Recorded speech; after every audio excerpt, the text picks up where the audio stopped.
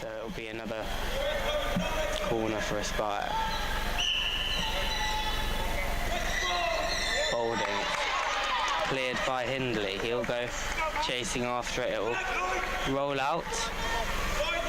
So another kick in for Aspire. Nicely to Dan. Dan looking for Rosie. Monvillas doing all the work in the middle. Another innovation we have at Derby, if you haven't come before, I'm looking around seeing all the crowd with the headsets on. The commentary gets beamed live to a kind of silent disco equivalent, so you can listen to the commentators and watch the match live, which isn't something that we can currently do at the National League, is it? Yeah, it's very nice. I mean, it's quite nerve-wracking as well, because at least if it's online comments telling us we're terrible, but if we actually turn around and everyone's looking at us with a face of disgust, it's like very, very quick, instant feedback as Dan McClellan swing and a miss. And one thing you can say about Villa Rockets is they are pumped for this game. I mean, the crowd are going for it, the players are loud and talking to each other, and if you want to try and hold back one of the best attacking teams in the country, that's the way to do it. I expect their confidence is rising. They don't look overawed. This is definitely David v Goliath in terms of league position, isn't it? Well done by Tom Kelly. Just read very early that was not going to work out for Sam Turner, and so just let the ball roll out for a goal kick.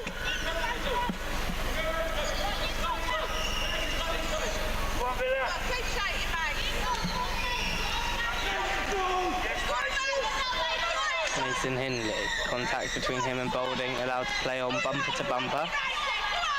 The two number 8s driving out to the left-hand side of the court. As Villa Rocket Lions coach Abby Bolt shouts instructions on from the sideline. Hindley, a very vocal player, isn't he? Driving the team on. Yeah, very vocal. Not sure if my mics might even be picking him up. If you can hear somebody barking orders, that is the Villa Rockets Lions. It's not rare, but I think that's definitely the loudest kind of midfield captaincy we've seen. Is he the captain today? I'm not sure. I can't see the armband. Yeah, I can't see the armband either. Might be Nicky, mightn't it? Who's very experienced. Yeah. Either way, he's definitely leading the charge right now for Villa Rockets Lions. Here's Rosie Hodgson. Ball across. Lovely ball. At the back post. Ooh. It's a 2-on-1 being given against Boulding and McClellan. Something else we might point out for if those in the stadium, perhaps, if you can see, and on the stream, Monvillas has got these two eye line guides, hasn't he, that stick out above his bumper. So some of the players where they've got limited head movement and have limited visibility, those guides help them judge where the ball is. Ooh. So you see that occasionally. Probably a handful of players throughout the National League use it, but it helps them with their play. Yeah, they look sort of like antennas at the end of the bumper. As McClellan has his shot blocked out for a corner.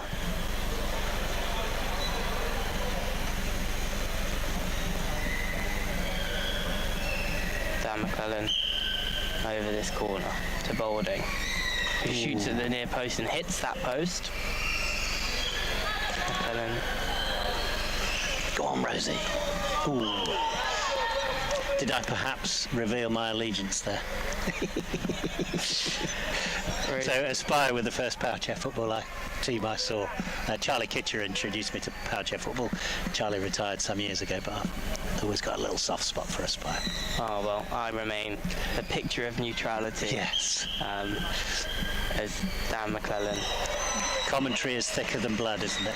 It definitely is. It definitely is. The boom boom, which has actually come off for Aspire a couple of times this season, doesn't come off there. I mean, it's a very, very tough skill to master. So the thing about the boom boom is in power chair football, the pace of the ball and the speed of the chair get you the pace of the shot, and if you get that double hit, the ball gets hit very hard, harder than you can if you hit the ball alone, doesn't it? Yeah, and it will often beat the keeper if you can get it on target. Yeah, it's one of those things you can't really stop it. It's a lovely piece of deft dribbling from Montvillas out on the left-hand side. John Boulding now. I don't know if we had Thomas Donaher on commentary at the Nationals a couple of weeks ago, and I was asking him how he found the difference between playing in the Irish League and English, and he said just the speed is that little bit quicker. Yeah.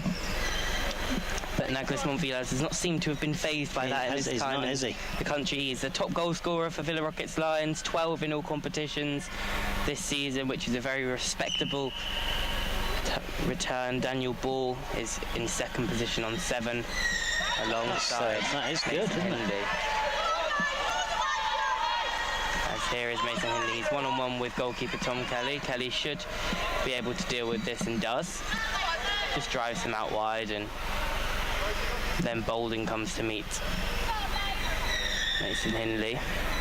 In power chair football, one-on-one, you'd usually give the keeper the benefit, wouldn't you?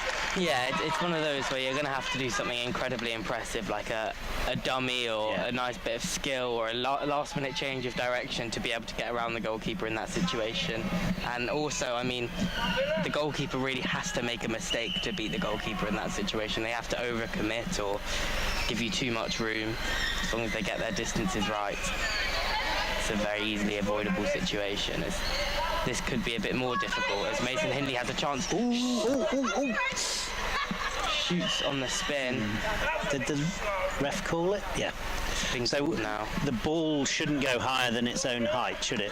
50 centimetres, I think. Correct. You can see the red marker on the goalposts. It's the ref's discretion if it goes over that. If he thinks it unsafe, he'll stop the match and bring it down. Of course, if the ball does go high, it weighs quite a lot. It can damage the players. So that's kind of one of the safety features of the sport, one of the safety rules. And you can't score over the red line. And occasionally, England in particular have had heartbreak, haven't they, when the ball's gone over the line? Yes. But too high. It's a bit like, was it Frank Lampard in South Africa? Oh yeah. Well, yeah. Pulling it back to all the heartbreak. Yeah. Right, let's move on. Come on. As that was, that does demonstrate the threat that Villa Rockets possess. Yeah. It was a great ball back from Montvillas, and Hindley hit it with some venom. As Boulding.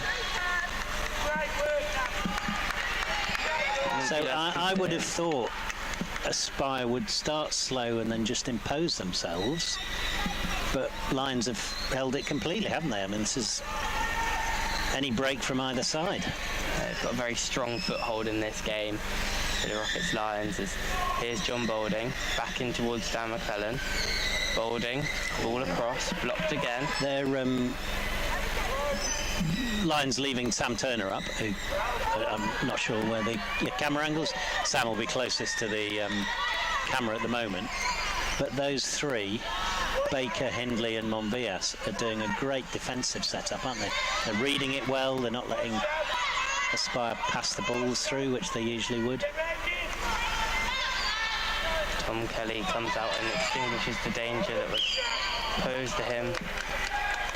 Ooh. Now, I know our commentary headphones dull the sound a bit. I wasn't sure there was much in that. What do you think? I felt like it's one of those where they sort of, to get past each other, there was a bit of grate between the chairs. Right. There wasn't a huge amount, I don't think, doing from either player. I think should the game have been continued there wouldn't have been much uproar about it. So I have to say the players' chairs markings are a bit feeble in some cases, but there's a section at the front of the chair. Who's a good example? Hindley on the left of the picture in particular. The front of his bumper is white, and you're allowed to make contact with the kicking portion of the bumper. But anything else, the ref could deem a foul if he thinks it's kind of too aggressive. And we've had our first substitution of the morning as well. John Dixon's come on for Rosie Hodgson. John Dixon, a player who is impressing many after making his transfer to Aspire in the summer. He'll play on the wing, building up a great rapport with Dan McClellan in a wing partnership on and off the pitch. Oh, that just touched through that gap. So again, they're reading the ball. Oh, go on, this is it, John. Oh, well read again by Hindley. John Dixon has a chance here. It's just on the line. He's going to play on. It's now Balding. Who strikes and it's in. So, on the one hand, that was great play by Aspire, just slightly unlucky for Lions. An inch or two further back, and Hindley would have sent it the other side of the post, wouldn't it? Yeah, it's really unlucky. Really unlucky. Certainly not an own goal, though. No, it was definitely a shot on target from John Balding. It just became very, very awkward for Villa Rockets because they had McClellan and Balding waiting on the edge of the area. They had Dixon right on their goal line driving with the ball. They felt a bit trapped, and eventually Aspire forced it home. And so Villa Rockets' tactic of trying to be very defensively pragmatic. We'll see how long they can keep this that is going. cup football, so Lions now have to find something, don't they? They do indeed. And this first half has actually flown by. We're entering the last couple of minutes. Yeah. Looks like I can see the Aspire coach talking to the subs bench. I'm not sure if he's thinking of making another change. We'll find out. I think he's just getting some tissues for someone on the bench, which is important. So Hindley with a chance. Kick, is he going to there and back? Ooh.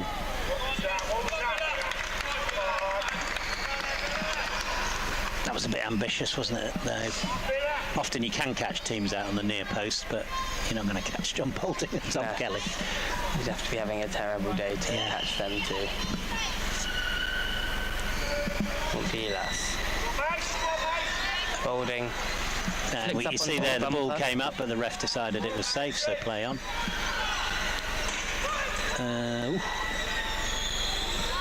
Bit of bumper to bumper jostling in the centre. Balding. One thing I might say, Derby Arena, a little less squeaky. What do you reckon? Yeah, no, it's. The chair wheels often squeak on the floor surface at Nottingham, don't they? You can. Which is sprung wood. Yeah, it's a nice blue surface. It's a bit like St George's Park, this, in terms of the surface. Yeah.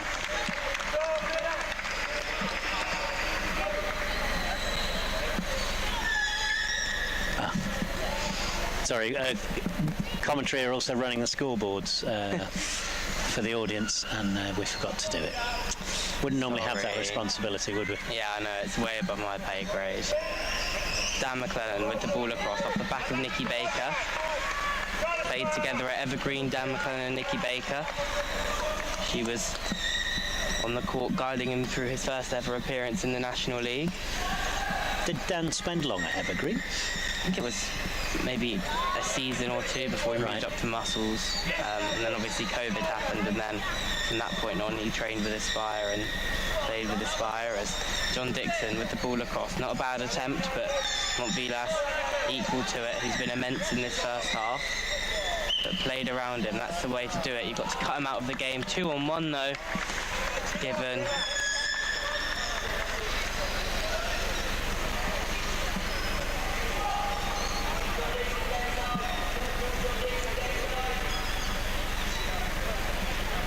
Hindley. Balding in there, a bit of contact on the back of him, but he drives forward. Has that pass to Dan McClellan, who takes it wide, plays back brilliant across. Cross-ball. Oh. So those choices that Aspire are making there, whether to take the shot themselves or pass back, are what bring the Lions out of position, isn't it? And that then gives a chance for the shot. Yeah, Aspire really now pushing for that second goal. And if Hindley had moved too early to block John, Dan would have probably taken the shot, wouldn't he? So yeah, by sort of letting tight call. By sort of dragging it out, he just gave himself that extra couple of seconds to decide and to see what the Villa Rockets defence were going to do. Balding's shot ended up being saved and mixed between the goalkeeper and the post as Dixon now lost the pass slightly, but he's still got it out on the wing. John Dixon takes it to the corner. There's the buzzer in front of us. So clock's at 0. It's with the ref. Not much time to add, was it? Pretty free-flowing. Indeed it was. One sub. I'm not sure if they had a few seconds for subs. And there we go. Slightly ironic, the velodrome bell goes Yeah, at the same time as the full times whistle, so that's nice. Obviously, it's a bit of a weird one playing power chair football with a velodrome around you. It's quite interesting to watch. It's a bit satisfying just to be able to watch them go round and round. Yeah, there are some people who might have had enough of bikes. yeah. Like some people may have done like 200 miles in the last 2 days and not really interested in cycling anymore.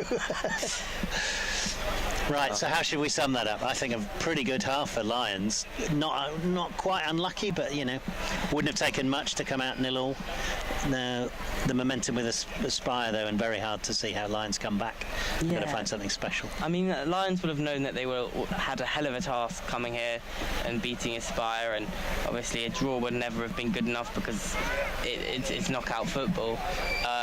They will be frustrated, I think, with the manner of the goal they conceded, not because they could have done a lot better, but just because it's one of those where it was just an awful couple of moments, the ball ricocheting around in their penalty area, and then it sort of comes to the edge, and there's just almost a hit and hope more than anything that takes a nasty deflection and in. But I guess when you allow yourself to be attacked and when you're under so much pressure, eventually something like that's going to happen, especially in a game like Power Chair where it's all about angles. Eventually they're going to strike lucky, aren't they?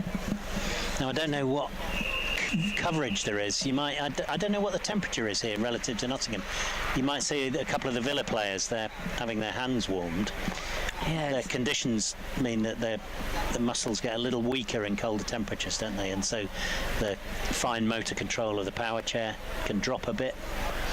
Yeah, and it's obviously a bit chilly. They kind of get them fit for the next half.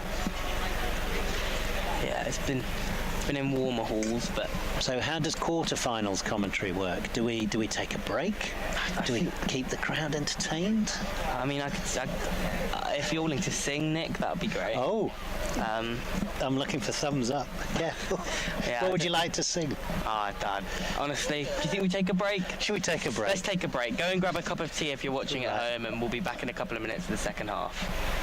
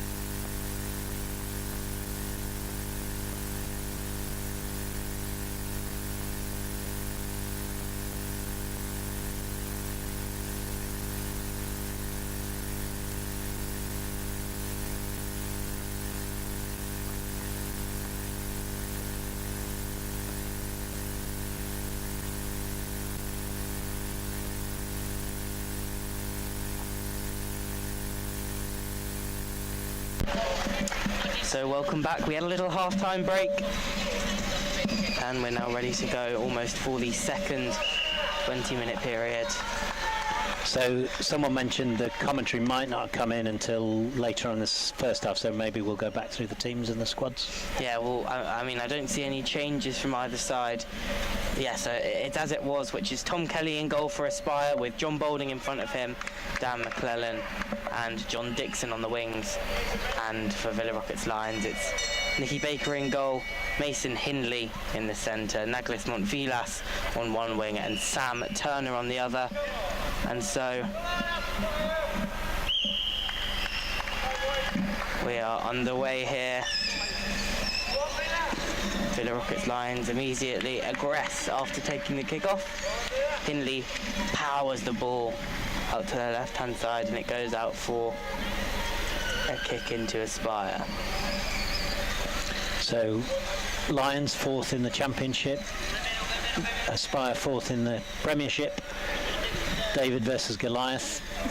Goliath currently just winning out 1-0.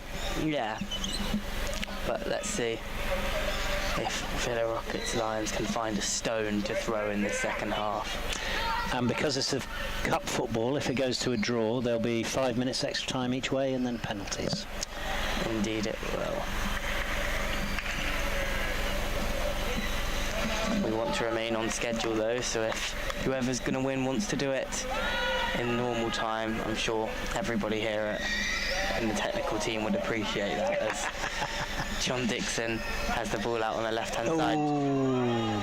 Wow. No? So there's a very specific rule that the ball has to be rolling when it crosses the line, so it doesn't count if it's trapped between the chairs and basically being shoved. Yeah, the ball has to be free, so the ref disallowed that because it wasn't rolling. Yeah, it's a frustrating one for John Dixon. You think maybe he could have just taken himself away from it at the last minute. And so once he's got the ball going there, he just backs off slightly and it starts rolling. But I was quite surprised, given the relative sizes, that he managed to push Hindley around like that. Yeah, obviously he just picked the right moment to have that sort of change of direction and caught Hindley a bit off guard, and that'll be a warning shot for the number 8 for Villa Rockets Lions. The opening goal was a result of that aggressive play by Dixon, wasn't it? Yeah, he's not afraid to put himself about and get in amongst it, John Dixon, as the ball's going to roll all the way down the line to him. There's contact. Will John be the youngest member of the team on Aspire, or is it Dan? There's a chance here at the back post. A great effort, a great move from Aspire. Sorry, just coming back to that. Yeah, John Dixon is the second youngest. Dan McClellan is younger than him. As there's a kick in, so Aspire, their support ramps up the noise from behind us. They can smell the blood. They can smell the second goal, and it seems like the Aspire players can as well. Here's Dan McClellan in towards Boulding.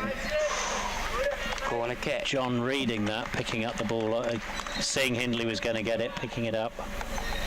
Because as Hindley just drifts forward to defend it, he leaves a little gap, doesn't he? Off the post. Now they put Nicky Baker there. Don.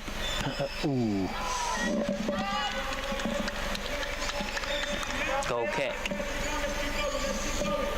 So in the same way that you'll hear Hindley shout a lot, you'll never hear John, but he'll spend the entire match gesticulating at the players, putting them into the position, telling them what to do.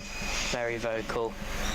But he almost doesn't need to use his voice, John Boulding. Sometimes a look is enough to know what he wants you to do, as Dan McClellan plays back in towards Boulding. McClellan. Gone. Ooh.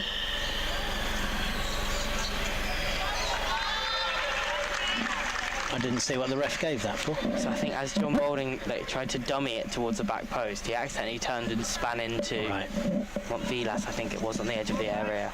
So we were talking about contact before. If a player makes contact and they're deemed out of control as well, going backwards, although that might seem harsh, it's a foul against them. So Hindley on the edge of the area. Vilas last touch off his chair, so a kick in for Aspire, who are just looking to manage this game in the second half. Aspire have started this half quicker than they started the second half, haven't they? Oh, a rare. Missed his lines there, John. Looks frustrated with himself there. Can understand why. He expects better.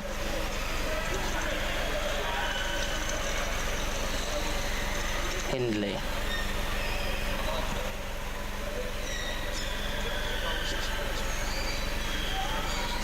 Here's John Boulding. So if things go to form, the semis could be amongst the top 4 in the Premiership, couldn't they? So all the players, all the teams need to be putting in a good quarter-final performance to get themselves ready. Yeah, I mean, in terms of from the neutral perspective, the draw really couldn't have been much better for the quarterfinals. Set up some potentially absolutely eye-wateringly good semi-final clashes. Obviously, the top 4 currently consists of West Brom, Leeds, Teesside and Aspire, and then 5th place Newcastle have a chance to disrupt that by beating West Bromwich Albion. Newcastle recent finalists, was it against Aspire? Yes. A couple of years ago? Season before last. Ended up being beaten 2-0 in that final. They'll have grown a lot as a club though since then, Newcastle, and they'll back themselves against West Bromwich Albion today. That's a cracking game on Court A for you coming up next. As here's John Boulding. Ball off the back of the chair from Neglis Montvilas, out for a kick-in. Dixon. McClellan.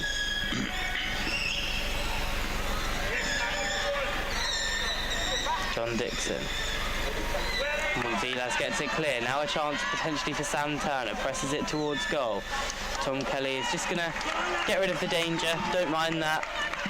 So as we were talking about that, I'm thinking John Boulding currently is the only power chair player in England ever to hold the European Cup at national level and the Club European Cup, isn't it?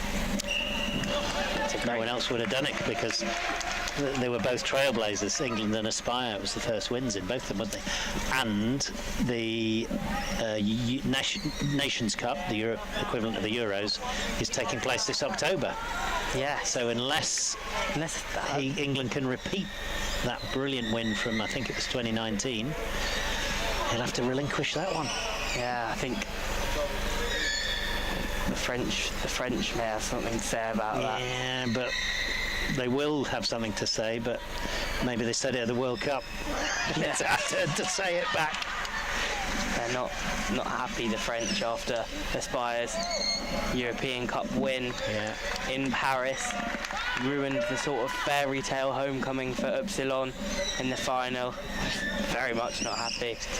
Momo Galami and friends already talking on social media about the need for revenge at the Club World Cup this June. Which is also in Paris, is that right? Also in Paris. That's a new innovation to World Power Chair football, isn't it? And after John Boulding clattering and injuring Brian Weiss, and then Aspire celebrating victory over Upsilon, I'm sure they won't be welcomed with the hospitality that they were last summer, but I'm sure they will not care. As John Boulding has a kick in out on the left-hand side, plays in towards Dan McClellan. It's Montvilas who steals in as usual and gets it back, and just a bit of contact, excessive force given against John Boulding. He feels like it was slightly harsh, but definitely a wiggle of the head of Neglis Montvilas, who was impacted by that contact from Aspire's number 8. Technical issue with the player's chair, either it's the chair or possibly his hand slipped off, but the refs remain unless it was an urgent safety issue. The refs will remain neutral, and they'll bring on the coaching staff, won't they, to sort things out. It's easier, and then obviously if they don't sort it out themselves, then they can't be blamed for if it goes wrong again. I believe that the issue has been sorted.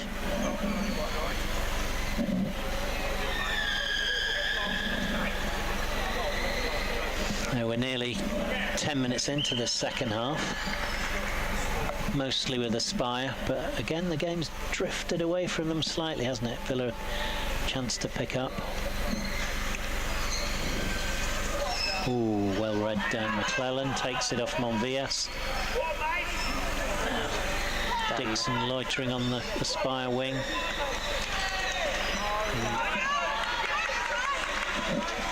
Dan McClellan plays it back into the danger zone when potentially he didn't need to. Watching this, I'm slightly surprised Lions are 4th in the championship, given how they're holding their own. There's one weekend to go, isn't there? So they can still must be that playoff spot. 12 points in play. Yeah, they were 2 points behind Teesside Steel, who currently occupy 3rd. But if they can play like this and carry on their form, which is winning form at the moment, they're beating pretty much everyone they met with at championship Lovely level. touch from Dixon, just didn't quite make it to McClellan. Good idea. There's 10 minutes remain. Can Aspire get that all-important second goal? McClellan. Boulding. John looks a little rusty, doesn't he? Yeah, a couple of uncharacteristic errors, that front bumper there and the kick in where he sort of kicked it straight out of play. He will hold himself to a higher standard than that, I'm sure.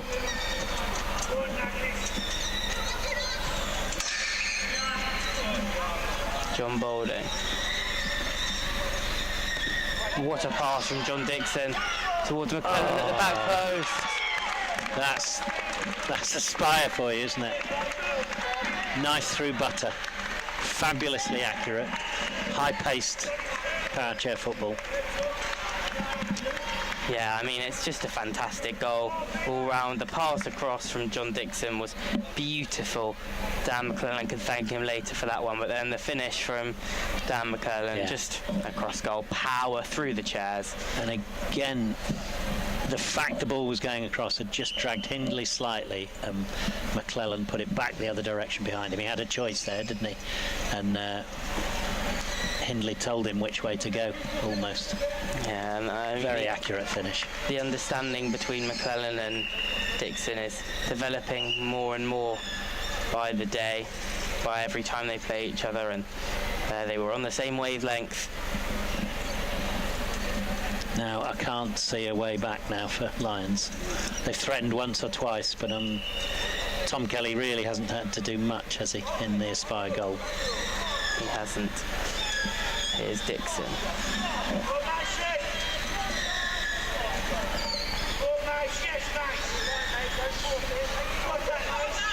John Dixon. Just happy to battle away, and he's done very, very well. Just plays it off the back of Hindley's chair. Cultured and sophisticated play from John Dixon, who's definitely made an impact since coming on. And he does that often, John Dixon. When he doesn't start games, he's a very, very impactful player for Aspire off the bench. Dixon, there was a gap there. He was right to try and find it. Dixon again picks the right pass back towards Boulding. He doesn't get his right, but... Oh, look at these triangles. This is fabulous. Oh. That was a masterclass, wasn't it? Each player making a decision and sending it back, going to cut across. Now you can see that a slightly rattled Villa, and as a result, slightly out of position. Dan McClellan drives it down, then plays it back towards Boulding. Boulding into John Dixon. Boulding again. McClellan with the ball across, not quite. Well read by Hindley. I mean, this is a really good footballing display now from Aspire in these last few minutes. It feels like the second goals have just sort of killed the nerves for them, and they're playing with a bit more freedom and expression, and they're just passing it around.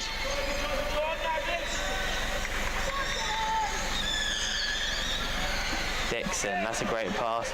Dan McClellan. A mirror version of the previous goal. That was sensational. I mean, those couple of minutes there from Aspire, just the way they moved the ball was just unbelievable. It absolutely cut through. That was the commentator's curse, wasn't it? We said John Boulding was a bit rusty, and after that they turned it on. So we're seeing subs now. Yes, McClellan, 2 goal, comes off. Dixon off, and McNeil on number 2, and Williams on, can't read Bobby's number, 10, number 10. 14, Bobby Williams. Sorry. So on the other side of the pitch, away from the camera, Bobby Williams, and this side of the pitch, Sally McNeil. So here's John Boulding. Has Sally McNeil out to his right-hand side.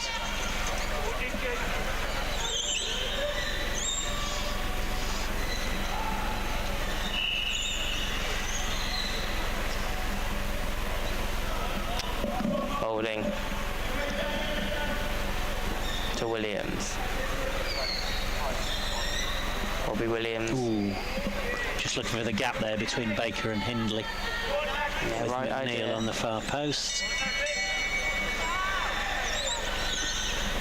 McNeil. Good decision to play back in towards Boulding. That's Bobby Williams. Ooh. Goes for the flick. He has it again. Monvias unfortunately sent it out to McNeil. Ref's given didn't see his signal. 2-on-1 he gave Must have been. Williams and Boulding.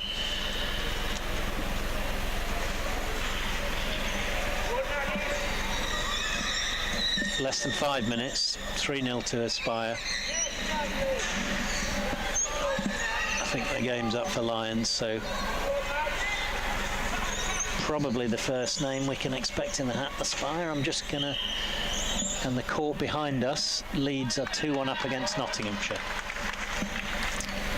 Yeah, so a horrendous error from Leeds at the back.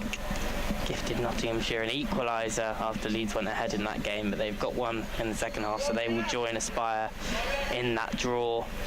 So Aspire, Leeds are the first, looking to be the first 2 names to be written in. Who will join them? Will it be Teesside or Villa? And will it be West Bromwich Albion or Newcastle United? 2 fantastic games coming up on a fantastic day of power chair footballers. Villa Lions substitution. Who's gone off? Sam Turner's gone off. Sam Turner's gone off, and Daniel Bull, number 17. So on the far left of the picture, Daniel Bull on. Here's Bobby Williams. Makes his way past Hindley. So I think we've seen all the players, have we? Not quite. Quite their big squad with for Lions.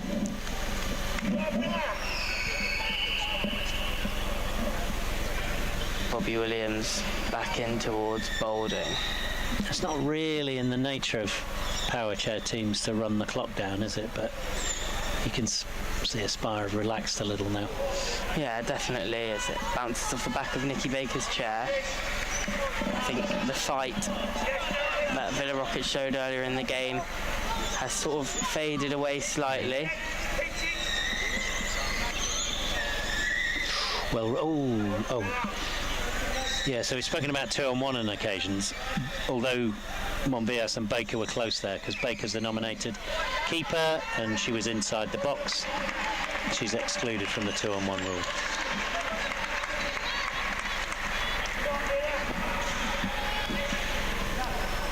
Substitution. Boulding off. Hodgson on. So John Boulding, John Dixon and Dan McClellan sat on the bench together. Not a bad bench at all. Rosie Hodgson on in the centre.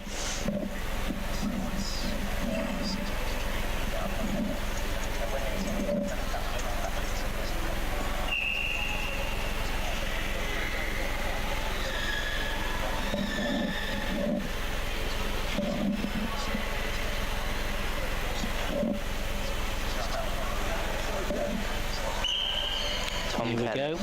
Must be getting close to the last couple of plays. Hodgson.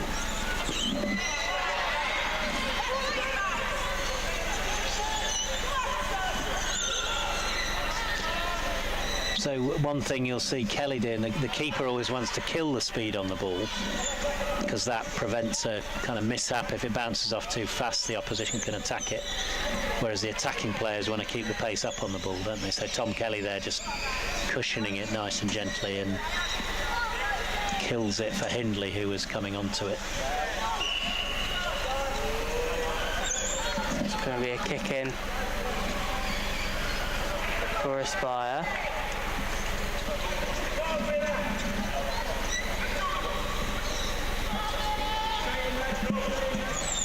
In towards Hodgson, who can't quite get onto the end of it. Has to get back in and defend quickly. Bobby Williams does well to cut it out. Aspire were slightly out of position there. Yeah. Nick, I'm going to ask you for your player of the match, I think, in just a minute. just after the full-time whistle, so get your thinking head on. Right. So that's clock run down to 0. It's with the ref. Had a couple of stoppages and a couple of goals and substitutions in this half, so he might allow for another minute or so as Bobby Williams drives all the way and tries to play it across. It just ricochets off his chair. It'll be a kick in for Villa Rockets Lions, who, while out, hopefully will not be too down. They put in a good performance in this game, and they have still a lot more to play for this season. Even though they are going to be knocked out of the cup, they've got a lot to go for in the league, and with this performance they'll be encouraged to do well in the league and, you know, look towards a place in the Premiership. So there we go. There's full time, so it ends. Aspire 3, Villa Rockets 0. Aspire are through to the semi-finals of the John Good WFA Cup. We're still playing on Corte, I believe, or just finished. So they are one of 2 teams that book their place in those semi-finals. The draw to see who they will be facing will take place after the next set of quarter-finals. And Nick, I guess it's all that left for me to do is to ask you, who was your player of the match? Yeah, so I'm going to give it to John Dixon. So although Charlie scored 2 great goals, I felt John influenced the game. He came on, switch of his position, his aggressive play upset Villa, and instrumental in those passing moves that led to the 2 great goals, great finishes by... I said Charlie, didn't I? By Dan. That's my brother. I'm the Charlie. Yeah. I know why it's confusing. Anyway, John Dixon, congratulations, John, and congratulations, Aspire. Very well done. So it ends Aspire 3, Villa Rockets 0. Thank you for joining us. We'll be back on Court B with Teesside against Villa Rockets. Are you doing Court B? I believe so. And I think Dean might be joining, or maybe for the semi-finals. We'll find out. Thank you very much. Right. Bye. Cheers. Bye.